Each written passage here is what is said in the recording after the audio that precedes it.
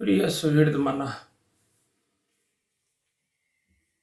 सुखी भाव, श्रद्धावान भाव।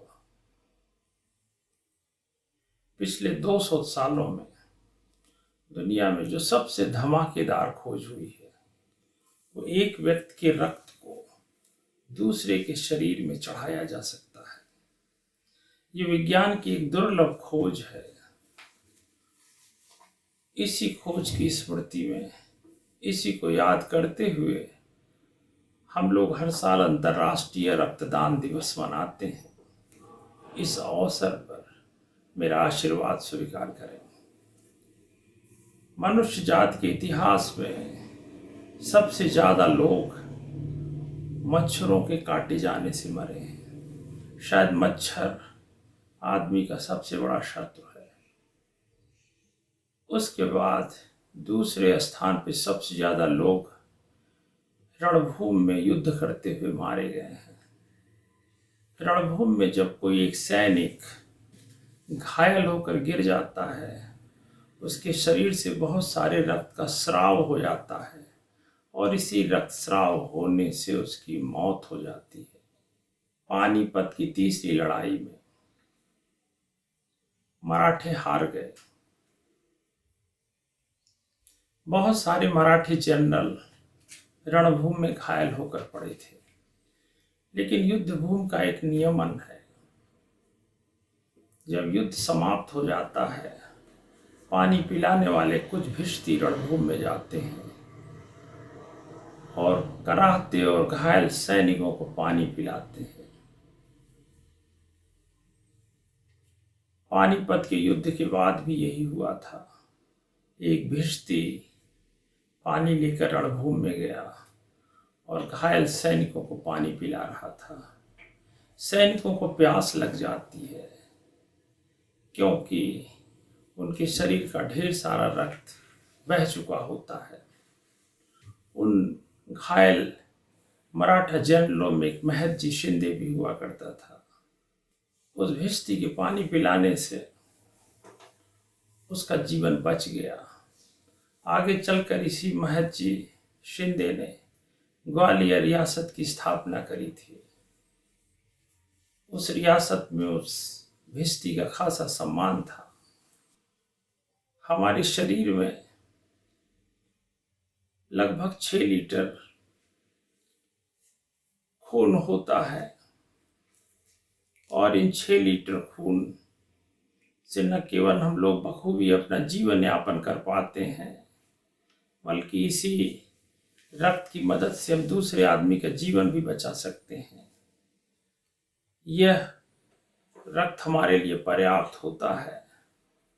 हम सब संकल्प लें कि अपने जीवन में रक्तदान करेंगे। उपनिषदों में कथा है, देवता, राक्षस और मनुष्य, ये तीनों प्रजापति ब्रह्मा के पास उनसे उपदेश लेने और उनका सत्संग सुनने के लिए गए। ब्रह्मा जी ने कहा कि तुम लोग सत्संग सुनने के लिए उपयुक्त नहीं हो, अतः तुम लोग 1 बरस तक तपस्या करके वापस लौटो, तभी मैं तुम्हें कुछ ज्ञान की बातें बताऊंगा। 1 बरस के बाद जब देवता, राक्षस और मनुष्य तीनों ब्रह्मा जी के पास पहुंचते हैं तो उन्होंने दुनिया का सबसे छोटा और संक्षिप्त सत्संग किया। ये सत्संग केवल एक वर्ण या एक अक्षर के ऊपर आधारित था। उन्होंने केवल एक अक्षर बोला, द। एक अक्षर का सत्संग शायद दुनिया के सबसे छोटे सत्संगों में से एक शामिल होगा।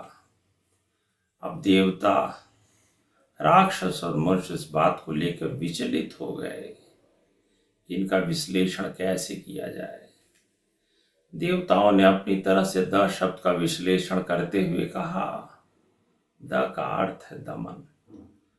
हमारा अपनी इंद्रियों पर नियंत्रण नहीं है, अतः इंद्रियों का हमें दमन करना चाहिए, इंद्रियों का निग्रह करना चाहिए। राक्षसों ने कहा कि हमारे लिए द शब्द का अर्थ शायद दया है, जो कि राक्षसों की विडंबना है। वो लोगों का वध कर देते हैं, उनकी हत्या कर देते हैं। तो 10 शब्द का आशय जो ब्रह्मा जी ने अपने सत्संग में दिया था, अगर उसे राक्षसों ने डिकोड किया हो तो इसका अर्थ होता है दया करो, जिससे किसी का जीवन बचाया जा सके। दया और करुणा राक्षसों के लिए एक अनिवार्य शर्त होगी। अब मनुष्यों की बारी थी। मनुष्यों ने 10 शब्द को डिकोडिफाई किया। उन्होंने कहा, आदमियों की आदत होती है, वो धन संग्रह करते हैं, वो बहुत सारी प्रॉपर्टीज इकट्ठा करते हैं, परिग्रह करना मानो उनका धर्म है। इसलिए मनुष्यों के लिए 10 शब्द का अर्थ होगा दान। दान में ही उनकी दया है और दान में ही उनकी करुणा छुपी हुई है। अब इन तीनों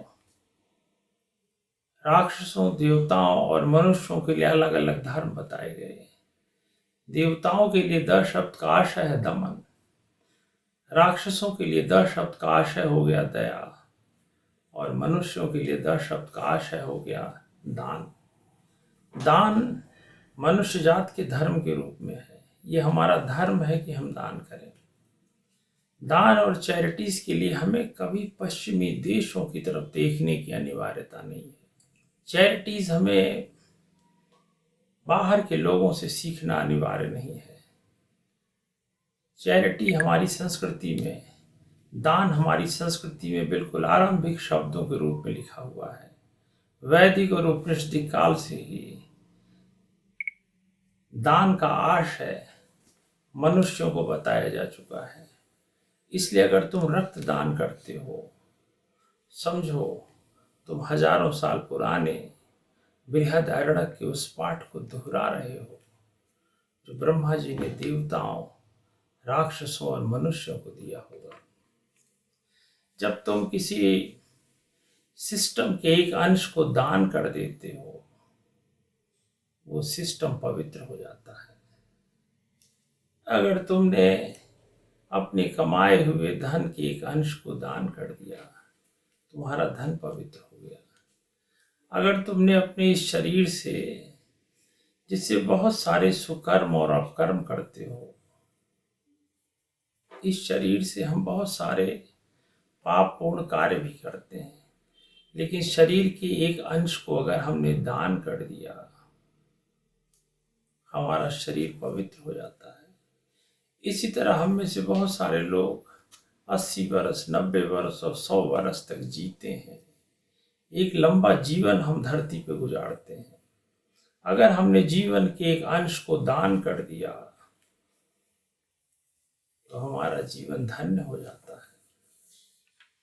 जीवन को धन्य बनाने के लिए जीवन के एक अंश को दान करो। तुमने सुना हो,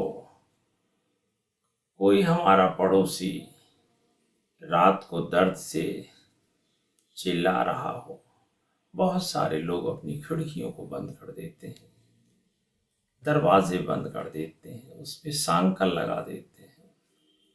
लेकिन अगर तुम अपने पड़ोसी के पास जाते हो और उनके पेट में दर्द है और उन्हें लेकर तुम अस्पताल में जाते हो और तुमने अपने जीवन के 3 दिन उस पड़ोसी पे बर्बाद कर दिया, तो ये बर्बाद करना नहीं हुआ। तुमने अपने जीवन के 3 दिन उस पड़ोसी को अर्पित कर दिया। ये जीवन का दान है। जब तुम किसी अगले आदमी की मदद करने के लिए अपना समय देते हो तो तुम्हारे जीवन का दान हो जाता है। इसी तरह से अगर तुम्हारे शरीर को पवित्र बनाना है तो तुम्हें शरीर के एक अंश को दान करना पड़ेगा। तुमने किसी ऐसे आदमी से मुलाकात करी जिसके पास पैर नहीं है, तुमने अपने पैर उन्हें दान कर दिए। किसी ऐसे आदमी से मुलाकात करी जिसके हाथ नहीं है, तुमने उसे हाथ दान कर दिए। तुम किसी ऐसे आदमी से मिलते हो जो दृष्टिबाधित है, तुमने अपनी आंखें उन्हें दान कर दिया। लेकिन इन अवयवों को दान करने की विडंबना होगी कि तुम स्वयं विकलांगों की श्रेणी में चले जाओगे। इसलिए तुम्हें ऐसी कोई चीज़, अपने शरीर का कोई ऐसा अंश दान करना होगा जिससे तुम्हें व्यक्तिगत रूप से कोई नुकसान ना हो। और वो सबसे अच्छी चीज़ होगी तुम्हारे शरीर का रक्त, जो तुम किसी व्यक्ति को दान करते हो। तुम्हें खुद भी कोई नुकसान नहीं होता है और पाने वाले की भलाई ही भलाई होती है। इसलिए मैं तुमसे क्या प्रार्थना करूं, लेकिन प्रार्थना करने के पहले तुमने सुना है, पर उपदेश कुशल बहुतेरे। दूसरों को उपदेश देना आसान है, दूसरों से ये कहना कि वो दान करें, वो रक्त दान करें, कहना आसान है। इसलिए मैंने अपने लिए कुछ अलग नियमन बनाए हैं। मैंने अपने आप से कहा कि इसके पहले कि मैं तुम लोगों से कहूं कि तुम लोग रक्त का दान करो, मैंने अपने आप से कहा कि पहले मुझे दान करना चाहिए। इसीलिए पिछले 25 सालों में मैंने 50 से ज़्यादा बार अपने रक्त का दान किया। इसके पहले कि तुम दूसरों को दान करने के लिए कुछ कहो, तुम्हें स्वयं ही रक्तदान करना होगा। संतों ने कहा है, खाना पीना अंग लगेगा, दान करोगे संग चलेगा, बाकी सब में जंग लगेगा। रक्तदान कीजिए। लोगों को जीवन को बचाने के लिए इससे कोई दुर्लभ विधा नहीं हो सकती है। हरि ओम।